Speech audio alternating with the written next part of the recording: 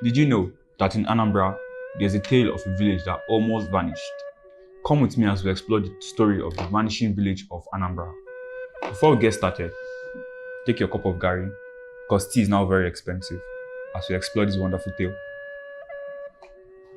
In the heart of Anambra, tucked away from the bustling towns and cities, lay the quiet village of Umuezike. To the ordinary traveler, Umuezike seemed like any other village, with its red soil paths, mud huts, and lush vegetations that stretched beyond the horizon. However, the villagers carried with them an unsettling secret that haunted their ancestors for centuries.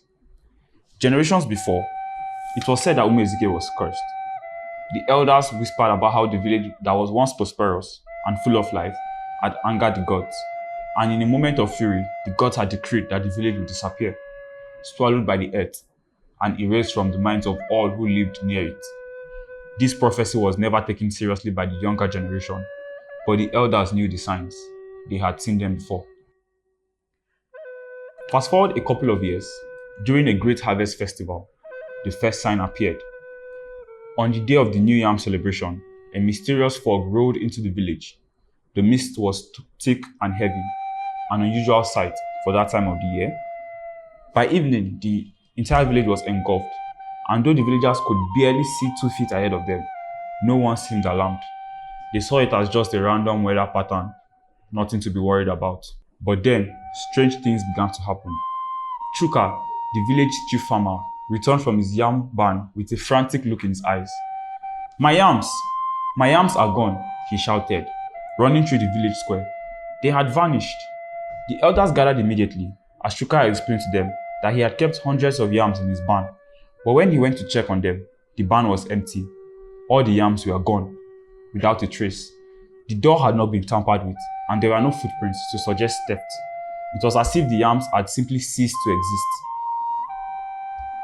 The villagers dismissed it as an unfortunate theft. But then, the very next day, the village blacksmith, Okeke, found his iron tools missing. Mind you, these were tools that no thief could possibly carry without making any noise. And so, the whispers began. Old men who sat beneath the ancient Iroko tree murmured about the prophecy, but the village youths laughed off the concerns. That night, the second sign revealed itself. The fog had thickened, and strange lights began to flicker in the distance, hovering above the fields like glowing orbs. Ekoeme, a hunter with very keen eyes, saw them first when returning from his hunting trip. "The spirits are watching us," he said in a hushed tone to his wife as they lay down to sleep.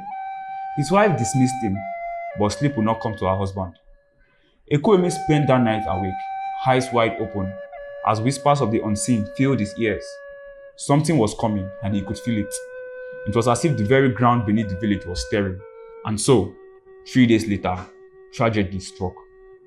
Adana, a young village girl known for her beauty and kindness, vanished.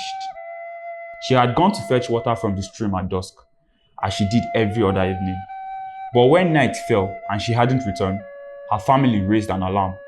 A search party was formed immediately, and the entire village turned out with torches, searching every nook and cranny of Umuezike. The stream was undisturbed. They found her water pot lying overturned on the ground, and there was no sign of a struggle, no footprints leading away from the stream. It was as if she had simply evaporated into thin air. Panic began to spread throughout the village. The elders summoned the village oracle, Nnedi, a mysterious woman who lived on the outskirts of Umuezike. Her house was built deep in the forest, far from the eyes of the villagers, and she was known for her ability to communicate with the gods. As the villagers approached her dwelling, the air around them grew colder, and the wind howled through the trees. Nnedi, the village oracle, greeted them with her piercing eyes, already aware of the reason for their visit. "You have angered the gods once again," she told them, her voice echoing in the eerie silence of the forest. "The curse of the vanishing village has returned." Nnedi revealed that the village had been cursed long ago when their ancestors had defied the gods. The spirit of the land demanded reparation, and now they were back to claim what was owed. "The village is doomed," Nnedi whispered, "unless the blood debt is paid." And so, a great fear gripped the entire village as more and more people began to vanish. The spirits were taking people regardless of age and gender. A young boy today disappearing while attending to his goats, An elderly woman known for her wisdom gone without a trace. The fog became denser, the situation became worse as the glowing orbs grew brighter each night, as if they were beckoning the villagers to an unknown fate. The villagers, now desperate, pleaded with Nnedi to reverse the curse, but the oracle was firm. The spirits do not forgive easily, she said. You must offer a sacrifice. The village chief, Ezeagu, was a very proud and noble man. He refused to believe that his people would have to offer such a grim tribute, and he called for a village meeting, rallying the youths and urging them to fight against the spirits. We will not be taken in the night like sheep, he bellowed. We will protect our village. And so, armed with machetes, spears, and charms from the local medicine man, the village youths patrolled the village, but the disappearances continued. The fear that had once been spoken of only in whispers now overtook the village as it became clear that they were powerless against the invisible forces claiming their people. Nnedi approached Ezeagu one final time.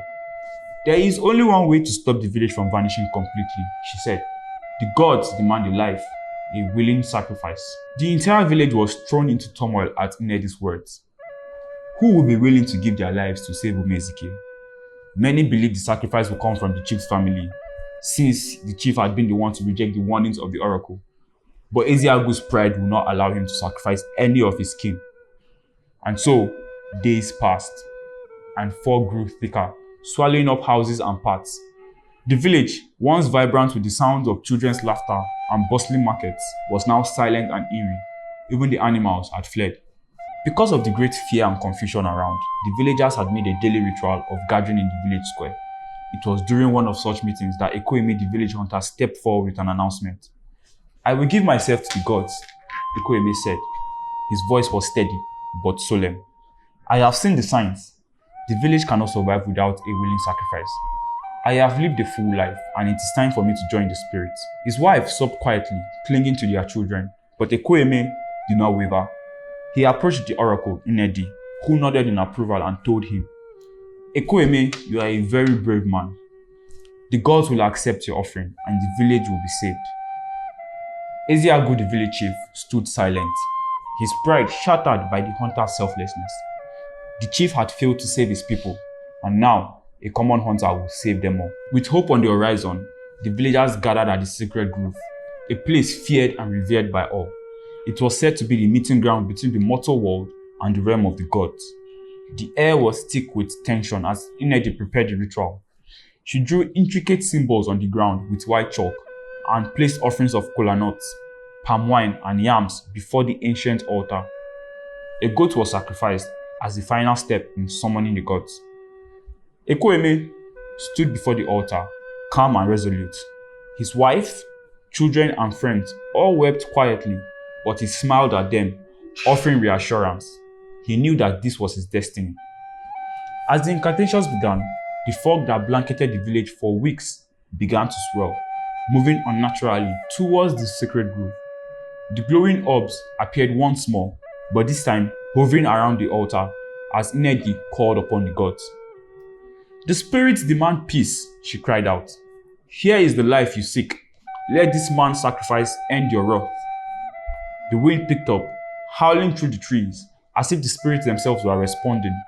The villagers gasped as the fog thickened, enveloping Ekoeme, and in an instant, his body began to dissolve, disappearing before their very eyes. A deep silence followed. The fog slowly began to dissipate, the glowing orbs fading into nothingness, and the village of Umuezike was still once again. Days passed, and the village began to recover. The fog lifted entirely, and the eerie glow of the orbs never returned. The disappearances stopped, and the villagers who had vanished were mourned, though no trace of them was ever found. Ekoeme's sacrifice had appeased the gods, and the village was spared the fate of vanishing into the earth. But Umuezike was changed forever.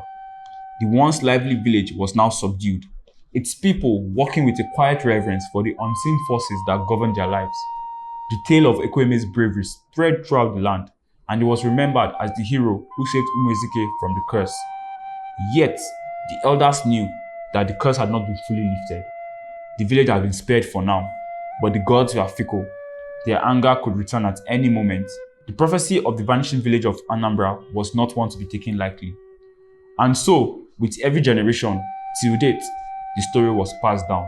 The people of Umuezike had continued to live their life with one eye to the sky and one ear to the ground, ever mindful of the unseen forces that govern their fate. Because in Umuezike, the fear of vanishing into the mist never truly went away. And so, the tale of the vanishing village of Anambra became a legend throughout the region, a reminder that no matter how much humans try to control their destiny, some forces are beyond their grasp.